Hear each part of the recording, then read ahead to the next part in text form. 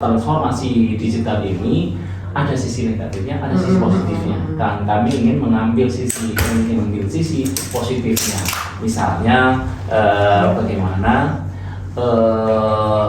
memanfaatkan WA untuk ruang komunikasi antara masyarakat dengan pemerintah desa yang dulu mungkin ngurus KTP ini harus datang ke kadus ini, harus ke kepala desa ini, lalu nanti ke kantor desa, tapi bisa cukup Pak Kadus saya ingin mengurus nih, nah nanti Pak Kadus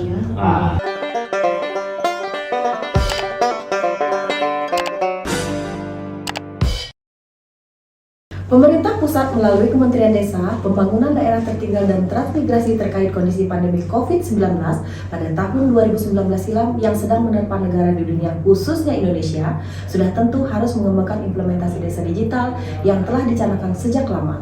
Oleh karena itu, dalam rangka mengembangkan dan memperkuat program desa digital yang telah berjalan, maka perlu dilakukan investigasi strategi untuk mewujudkan desa digital.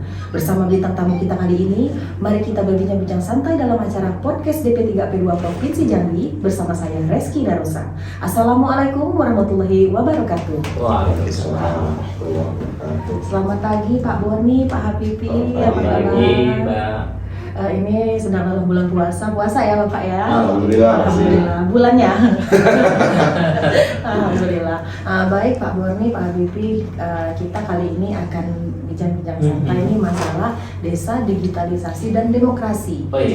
Ini sebenarnya saya sangat tertarik sekali nih desa digitalisasi. Mengingat yang kita ketahui kan dari dulu katanya desa itu daerah tertinggal atau segala macam. Tapi sekarang sudah ada yang namanya desa digitalisasi. Jadi saya pengen tahu nih. Jadi Kementerian Desa ini bikin program desa digitalisasi gitu ya? Iya. Nah itu untuk persiapan menuju desa digitalisasi itu apa aja nih Pak Boni? Ya, sebelum ke sana mungkin kita sedikit mengulas sebentar bagaimana desa dulu dari kaitannya desa dan demokrasi. Sebagaimana kita ketahui itu kita punya yang namanya tradisi ataupun kearifan lokal bersebutlah musyawarah. Kita punya tradisi bermusyawarah di keluarga itu pasti kita punya. Kalau saya sendiri misalnya di keluarga selalu mengagendakan pertemuan rutin di keluarga untuk ya orang tua mengecek sejauh mana. Jadi dari ruang lingkup kecil dulu ya.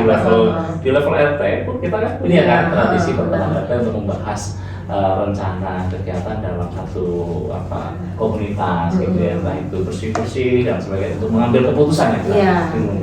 Nah, waktu itu sebelum kita mengenal tentang teknologi digital, kita belum punya HP, itu kan untuk berkomunikasi selalu tatap muka, membuat undangan, lalu kemudian mengutus orang, manual, mengutus orang untuk mengatur orang berkumpul dan sebagainya untuk mengambil keputusan. Nah ini kemudian sekarang kita sudah mengenal adanya teknologi digital yang mampu menjembatani komunikasi antar warga. Nah tentu teknologi digital ini kan ternyata tidak hanya sekedar alat komunikasi, tapi di situ juga ada mengalir banyak informasi dari berbagai macam, sehingga itu mengandung plus minus dalam kehidupan kita. Karena itu Kementerian Desa melihat sisi positifnya, bagaimana kemudian teknologi digital ini kita transformasikan dalam kehidupan berdesa, dalam mendorong bagaimana tata pemerintahan bisa berjalan efektif dengan memanfaatkan teknologi digital. Pun demikian dengan kehidupan sosial kemasyarakatan, bagaimana masyarakat memiliki semakin komunikatif gitu ya. Karena dulu mungkin berjalan, sekarang untuk menyampaikan informasi bisa secara cepat, entah itu ada WA, kemudian menyampaikan aspirasi melalui sosial media yang lainnya, yang mungkin nanti Mas Hafifi bisa mengulas piranti-piranti apa saja yang itu bisa membuat semakin produktif komunikasi publik di desa.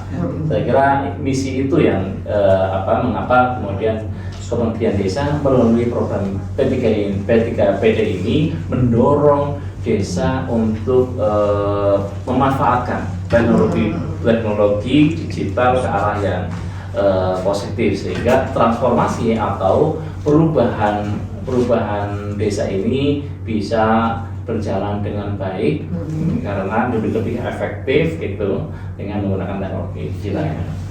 Di di perkembangan zaman sekarang ya kan semakin maju nih, yang dulunya belum ada era digital, sekarang sudah ada era digital. Seperti kita ketahui bahwa digital ini justru mempermudah, salah satunya mendekatkan yang jauh kan.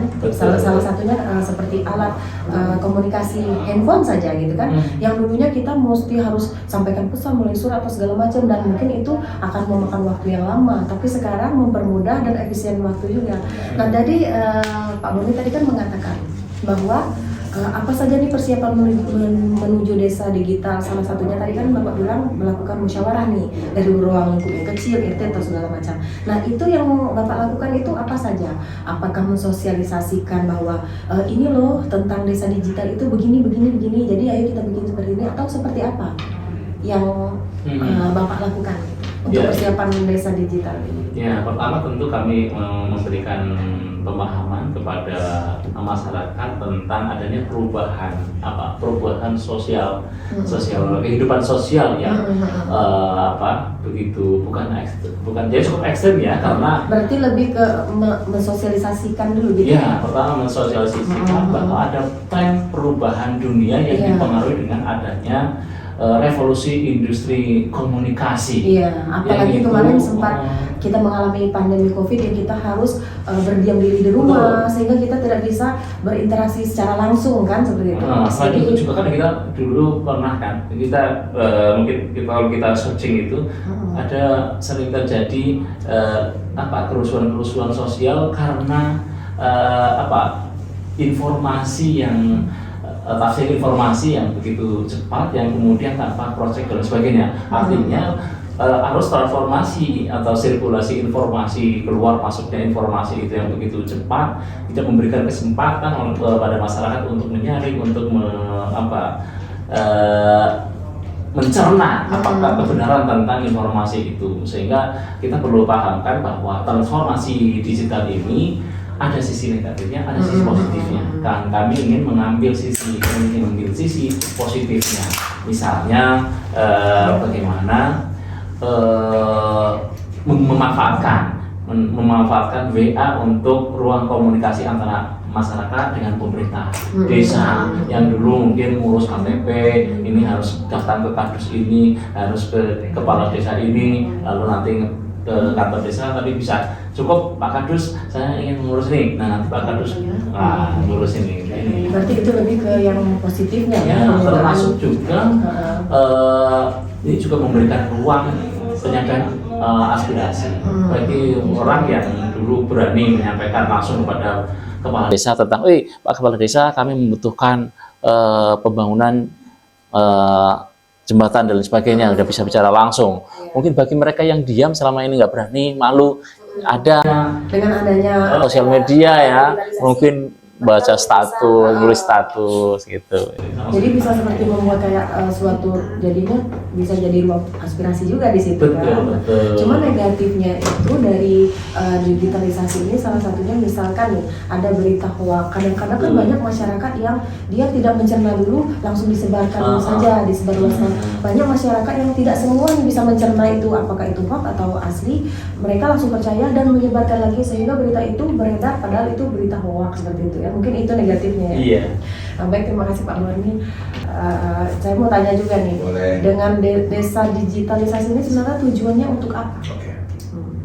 Jadi dalam konteks program di Kemendesa kami ada yang namanya desa digital ini. Desa digital. Atau Smart Village. Nah, di Smart Village ini ada 6 desa pilar. pintar, ya? Ada 6 pilar yang kita usung di sini. Ada smart people, kemudian smart environment, smart economy, kemudian ada smart living, kemudian ada smart mobility, dan satu lagi smart government. Nah, kalau dalam konteks smart village di Kemendesa, khususnya di program P3PD, 6 pilar ini menjadi pilar utama yang kita ingin gaungkan di desa. Nah, tapi tentu saja 6 pilar ini tidak mesti tergantung satu sama lain. Tapi yang lebih utama dari 6 pilar ini adalah bagaimana di awal-awal kita bisa melakukan literasi digital terhadap masyarakat desa. Tadi kalau Ibu sampaikan bahwa, oh ini masyarakat desa ini sulit sekali untuk membedakan mana yang berita yang benar, mana berita yang hoax kan. Apalagi kan mak-mak zaman now nih kalau dapat berita langsung disebarkan gitu kan tanpa dicerna dulu gitu. Apa dibuktikan apakah itu benar atau salah. Nah, oleh karena itu kami ada yang namanya ruang komunitas digital desa. Itu ada di desa. Nah, ruang komunitas digital desa ini setidaknya mereka perpanjangan tangan dari Kemendesa, yaitu duta digital dan juga ada kader digital, bisa melakukan literasi digital, Ibu. Literasi digital bagaimana paling seminimal mungkin bisa memberikan literasi terhadap baiknya internet dan buruknya internet. Salah satunya adalah penanganan hoax secara dini. Dan juga kalau kita masuk lebih dalam lagi, Bu, banyak sekali masyarakat di desa itu yang terjerat dengan misalkan pinjaman online. Oh ya, pinjol gitu ya. Pinjol ya, banyak sekali mereka itu terjerat karena mereka nggak tahu dampak buruk dari pinjol itu seperti apa. Mereka merasa, dipermudah nih. Dipermudah, untuk ya. Tapi ternyata ujung-ujungnya menyulitkan. Menyulitkan gitu mereka kan. Oleh karena itu literasi digital di desa itu sangat penting. Nah, siapa saja yang di dalam ruang komunitas digital desa itu bisa ikut serta, tentu saja pertama ada kader digital, kemudian ada perangkat desa, kemudian nanti ada komunitas-komunitas digital yang ada di desa itu bisa diikutsertakan. Nah, tentu saja tujuannya adalah besarnya kami mengharapkan masyarakat desa itu bisa teredukasi secara digital, baik itu digital secara penanganan hoax, kemudian bagaimana dampak negatif terhadap pertumbuhan anak, kemudian dampak negatif terhadap ekonomi mereka secara keuangan. Karena itu sangat riskan sekali saat ini masyarakat desa kita. Di beberapa desa yang kita kunjungi, kami temukan dulu bahwa masyarakat desa itu banyak yang terjebak dengan pinjol. Iya. Banyak sekali terjebak dengan pinjol. Karena mereka merasa dipermudah. Mereka dipermudah. Iya, efek ke belakangnya mereka nggak tahu. Oleh karena itu mereka pinjam-pinjam saja dan mereka nggak tahu bahwa data mereka di handphone mereka itu bisa diambil. Nah, contoh lagi kasus yang saat ini mungkin sedang ramai, mungkin Ibu juga tahu bahwa ada yang namanya undangan. Iya, benar. Begitu kita klik udah gitu kan, kita ada yang di rekening kita tersedot uangnya gitu kan. Jadi nggak otomatis sebenarnya rekening kita tersedot, Ibu. Tapi kebanyakan dari kita, contoh ya, misalkan Ibu tanya ke suaminya, Pak, aku lupa nih PIN ATM aku, nah, kirimin dong, ya. Kirimnya lewat WA. Ya, kirim lewat WA. Oke, kan? Iya, passwordnya adalah 123 gitu kan, 456. Nah, mereka para hacker ini yang menggunakan contoh ya tadi undangan APK ini nggak langsung ke aplikasi bankingnya, Ibu, tapi mereka akan melihat historical dari chatnya. Mereka akan cari kata kunci, password, kata kuncinya, password, nanti bukan muncul tuh semua query hasil dari password. Ketahuan, Pak, aku lupa username-nya. Nah, mereka cari. Jadi nggak serta merta sebenarnya hal tersebut bisa dilakukan penanganan. Contohnya dengan literasi digital kita bisa tahu, oke, Bapak Ibu sekalian yang ada di ruangan ini, jika ingin menyampaikan password, username perbankan dan lain sebagainya melalui WhatsApp, itu harus di-encrypt. Di-encrypt contohnya ya. Kalau misalkan angka 1 ditulisnya angka aja 1 gitu, tapi jangan angka 1-nya yang ditulis, tapi 1-nya, atau mungkin dibalik. Dibalik misalkan 1 2 3 4 5 6 dibalik 6 4 3 dibalik gitu. Jadi kita harus upayakan, dan itu juga harus dikomunikasikan sebelumnya dengan siapapun yang mau kita share bahwa ini kita encrypt dengan caranya seperti ini ya. Jadi nanti hackernya itu nggak langsung terima mateng tuh passwordnya. Mikir lagi lah. Ya, itu salah satu. Harus mikir lagi. Pernah juga ada satu kasus di mana saya sendiri secara pribadi pernah handphone saya dihack. Waktu itu yang hack itu dari India. Dari India. Tapi karena mungkin background saya juga dari teknologi informasi, kemudian dari pengalaman, kemudian sering baca jurnal-jurnal bagaimana atau berita-berita bagaimana para penyusup itu masuk ke dalam sistem kita.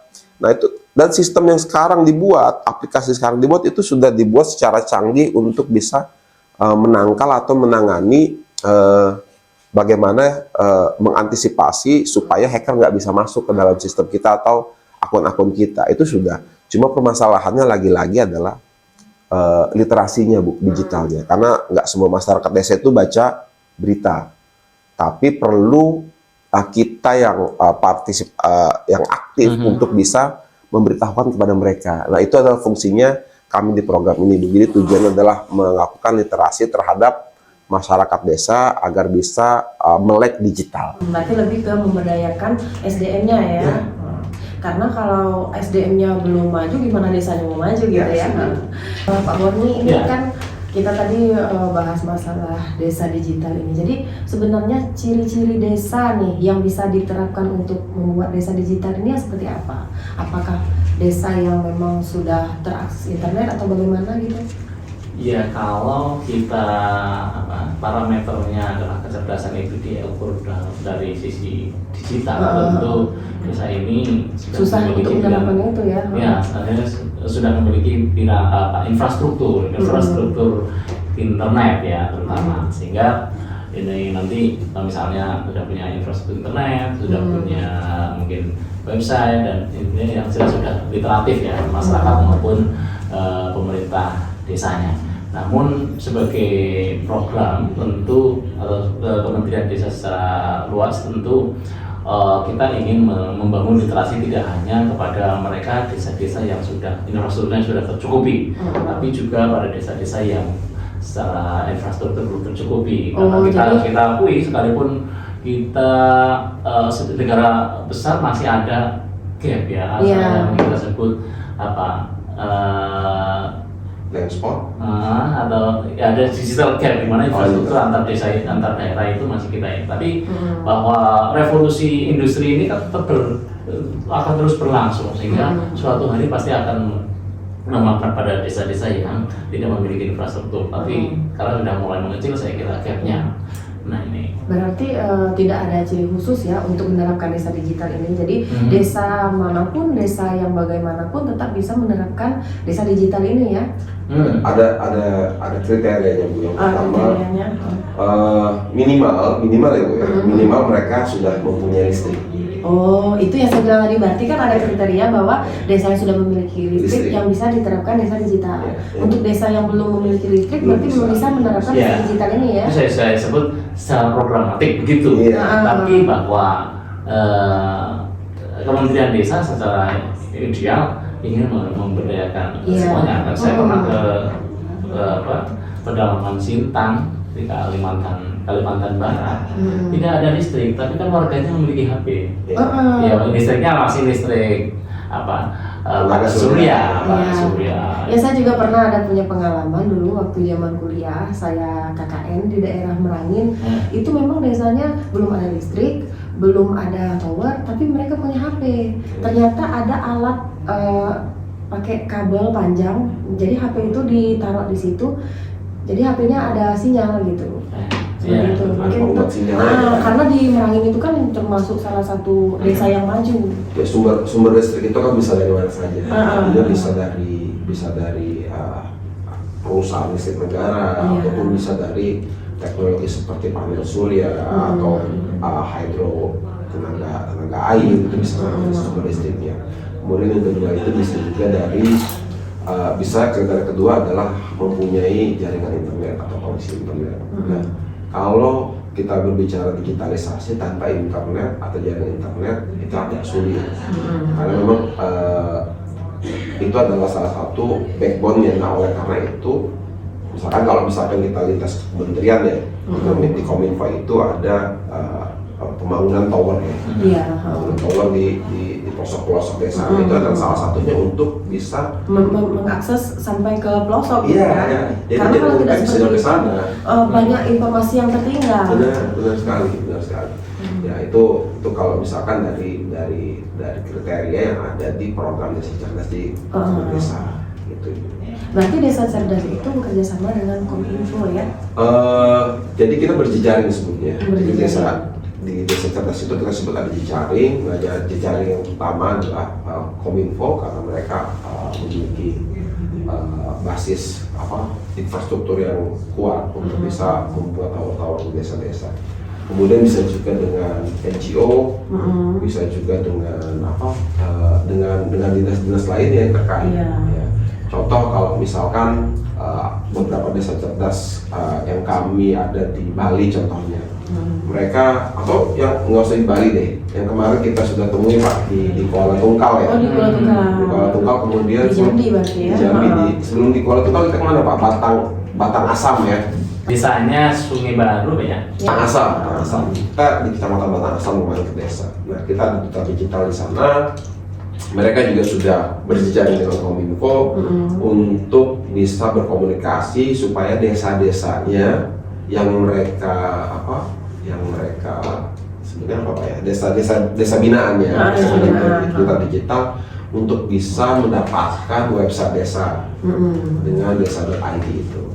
Jadi jejaringnya bisa dengan Kominfo. Bisa juga duta digital berjejaring dengan universitas, Ibu. Oh, universitas. Iya, Sama dia desa pintar tadi ya. Iya, bisa juga dengan berjalan dengan universitas untuk bisa melakukan literasi secara digital. Itu banyak juga dilakukan di beberapa tempat di lokasi-lokasi desa cerdas kami. Itu, Ibu. Kalau untuk secara menyeluruh digital ini kalau untuk yang umumnya sepertinya tidak perlu disosialisasikan, udah pintar-pintar semua ya masyarakat Indonesia ini, baik yang di desa-desa bahkan sampai anak kecil yang udah tergolong nenek lah gitu kan, mereka juga bisa kan menggunakan Android gitu kan, handphone segala macam. Mungkin kalau hanya sebatas digital yang umum itu mungkin tanpa sosialisasi pun mereka sudah paham. Ya secara teknis memang bisa learning by doing ya masyarakat. Tapi yang seperti tadi, bagaimana kita memperkuat aspek literasinya itu yang tidak semua masyarakat bisa ya. Bagaimana kemudian, jadi misalnya benar kita secara infrastruktur sudah tercukupi ya tadi melalui Kementerian Kominfo itu sudah membangun towernya, wifi-nya juga sudah terkoneksi dengan baik, membuatkan website. Tapi dari continuity ini yang perlu kita perhatikan karena kemarin kita dapatkan juga kan desa itu sudah memiliki website, tapi bagaimana konten dan kontinuitas dari informasi atau sampaikan di website itu tidak ada. Nah ini sehingga kan informasi yang seharusnya harapannya misalnya gini, untuk membangun ketahanan literasi masyarakat itu bagaimana desa itu memiliki kemampuan untuk memproduksi informasi dari dalam untuk mengedukasi masyarakat sehingga kita secara konsumsi informasi itu tidak kalah dengan informasi dari luar yang banyak masuk ke desa yang kemudian mendangkalkan, mereduksi pemikiran dan kebersamaan solidaritas masyarakat dan bahkan mungkin membangun renggang komunikasi politik antara masyarakat dengan pemerintahan. Nah ini yang terjadi, makanya melalui program ini, melalui P3PD kita ingin memperkuat aspek relasi tadi kalau demokrasi ya, relasi antara masyarakat dan pemerintah desa melalui piranti teknologi digital itu gitu. Nah ini kita sedang upayakan ke sana. Coba bayangkan kalau kita mendapati desa di Kuala Tungkal kemarin misalnya, website itu menginformasikan tentang rencana pengembangan duku, kemudian dibuka aspek diskusi dengan masyarakat. Berapa sih petani di sana yang hari ini terugikan karena turunnya harga ini? Salah satu yang merugikan petani itu kan selain harga ini belum duku itu cepat layu ya. Saya kira mungkin misalnya kalau bagi desa yang cukup cerdas mungkin membuka ruang seperti kita ya, diskusi ini ada ekspor, ada warga, petani, bagaimana teknologi pengiriman, packaging duku itu akan bisa diekspor ke Jawa dengan waktu yang sehingga sampai ke tujuan dia tidak berubah warna gitu mungkin kan. Kalau dari sudut pandang desa cerdas itu kan bisa juga masuk ke dalam smart economy itu.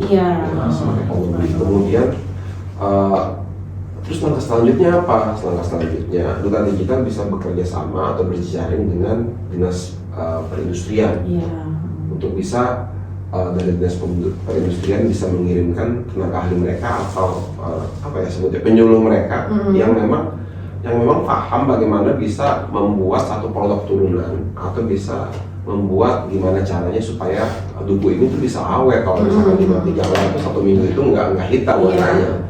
Tuh, artinya gini ya, ketika kita mengandaikan ketika informasi terdevelop bagus dari desa, dari bawah, kita bayangkan semua website desa yang sudah dibuat, kontennya itu bisa bagus, continue, lalu kemudian pemerintah kabupaten bisa membacanya dengan teknologi digital ya.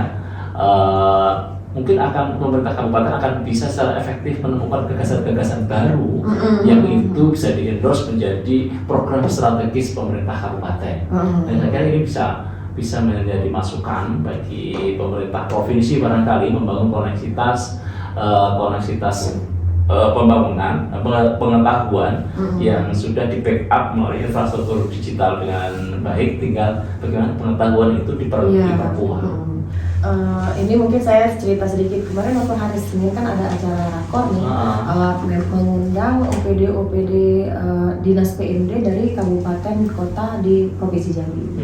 Di situ kemarin Pak Kadis sempat juga menyampaikan kepada peserta rakor bahwa diharapkan tiap desa itu untuk membuat website gitu kan. Jadi mereka bisa di situ kan bisa menceritakan tentang keadaan desanya atau segala macam. Itulah tadi kan fungsi dari digitalisasi ini tadi.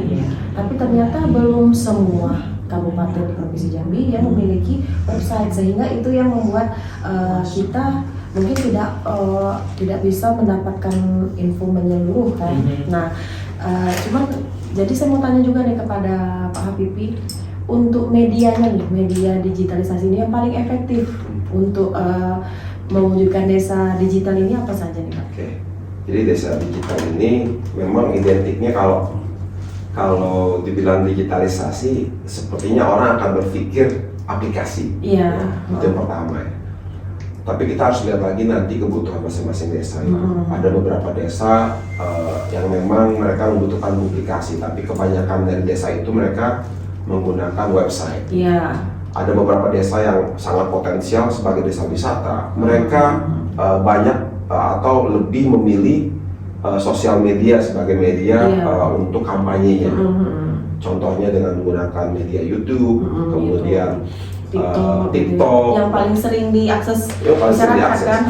Kalau kita berbicara sosial media, nah, masyarakat Indonesia itu khususnya maaf ya, untuk kalangan menengah ke bawah itu mereka lebih banyak menggunakan TikTok dan Facebook. Jadi itu adalah sarana yang sangat efektif untuk bisa digunakan sebagai media kampanye informasi. Dijadikan wadah gitu ya. Selain kalau misalkan kita berbicara tentang digitalisasi desa, desa itu perlu sekali mempercepat, memperdekat, dan mempermudah proses pelayanannya terhadap masyarakat. Nah, caranya bagaimana? Caranya dengan membuat aplikasi. Contohnya aplikasi yang izin, bukannya promosi Bu ya? Iya boleh. Promosi juga sekalian. Untuk saya masalahnya. Iya. Misalkan ada desa, aduh saya jadi lupa. Ada satu aplikasi desa seperti punyanya dari Telkom, desa Smart Village Nusantara.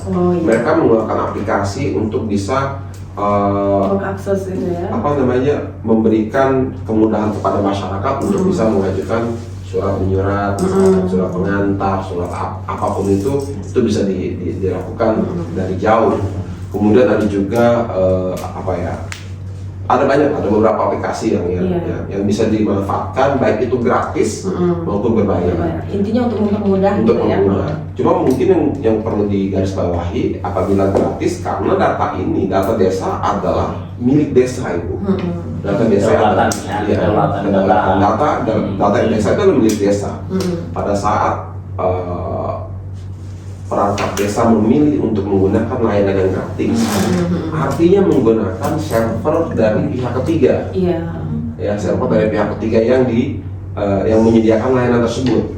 Nah, mungkin nanti saran dari saya bagaimana penguatan di kerjasamanya, bahwa data ini adalah data milik desa. Jika ditemukan data desa digunakan atau kebocoran data, maka pihak ketiga adalah bertanggung jawab terhadap lapor tersebut. Itu adalah penguatan dalam klausul dari perjanjian kerjasamanya. Nah, aplikasi-aplikasinya banyak. Khususnya desa wisata, mereka banyak menggunakan TikTok, Facebook, kemudian itu YouTube. Nah, kemudian yang paling ada mudah diakses. yang paling mudah diakses.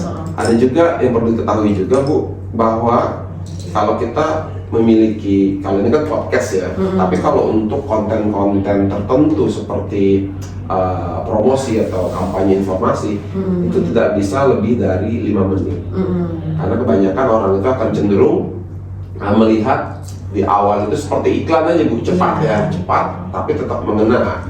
Intinya apa? Beda sekali dengan podcast, karena podcast adalah sarana untuk bisa mengedukasi kan di sini kan. Bisa 30 menit, bisa 1 jam. Kalau TikTok itu kan durasinya memang lebih singkat. Dia dikemas secara menarik sehingga masyarakat pun lebih tertarik untuk membuka TikTok. Kalau TikTok, YouTube, Facebook, mereka tidak mencari apapun, mereka pasti buka kan. Tapi kalau website itu biasanya memang karena kebutuhan. Mereka ada yang mau dicari, makanya baru buka gitu kan, baru tanya Google gitu. Kalau untuk TikTok kan ya semua orang juga suka tanpa ada yang dicari pun pokoknya buka, minimal misalnya lihat orang promosi apa gitu kan, menarik. Mungkin yang terakhir ini masalah SDM. Kita tadi kan udah bicara tentang desa digital, tentang bagaimana persiapannya, kita ngapain aja untuk membuat desa digital. Terus tujuannya apa sudah dijelaskan semua. Nah yang terakhir ini masalah SDM. SDM-nya ini apa? Seberapa besar peran SDM terhadap desa digital? Iya, kalau dari sisi program, melalui program P3PD ini kita berinvestasi SDM. Misalnya kita melatih masyarakat membuat menjadi ahli konten ya konten kreator diajari cara menghasilkan video, fotografi yang bagus, membuat video pendek yang bagus, video seperti kayak kayak trainingnya gitu ya. Betul, kita di beberapa desa-desa yang lainnya karena di Kabupaten Tanjabar itu sebagai lokus baru sehingga mungkin proses pelatihannya di tahun ini belum jalan, tapi di daerah-daerah yang lain yang menjadi lokus kami sudah kita lakukan.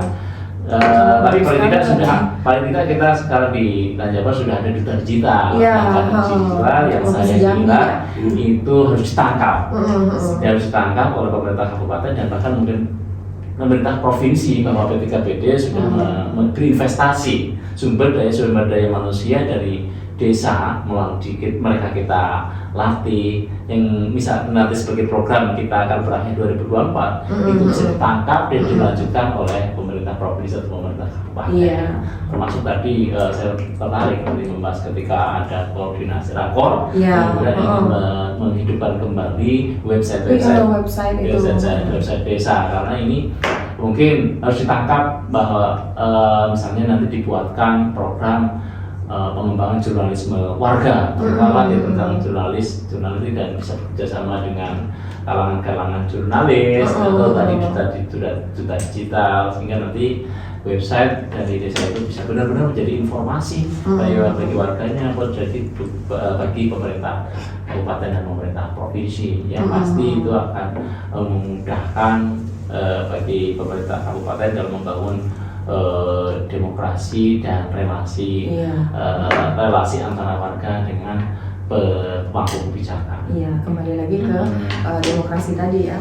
Kalau kita lihat kan ini program dari Kemendes ini salah satu program dari Kemendes untuk desa digital ini kan sangat bagus sekali nih, di mana program ini ingin membangun desa-desa ini makin maju. Nah kalau seluruh desa di Indonesia ini sudah maju semua, berarti kan desa Indonesia yang tadinya adalah negara berkembang bisa menjadi negara maju ya. Dan itu menjadi salah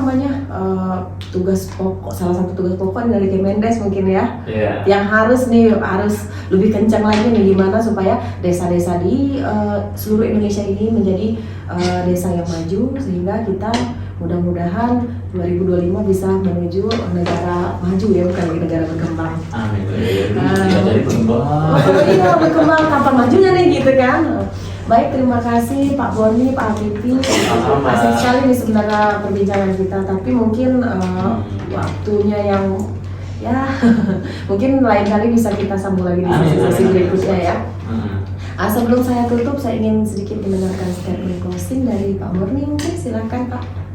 Oke, percayalah desa bisa, apalagi desa-desa di Jambi sudah banyak sekali potensi membangun demokrasi dari desa, sekalipun secara ketercukupan infrastruktur, informasi dan komunikasi belum maksimal, tapi sudah memiliki fondasi demokrasi desa yang cukup baik. Kira begitu. Terima kasih Pak Boni, Pak Habibie atas waktunya. Mungkin sedikit saya tarik kesimpulan dari statement closing tadi.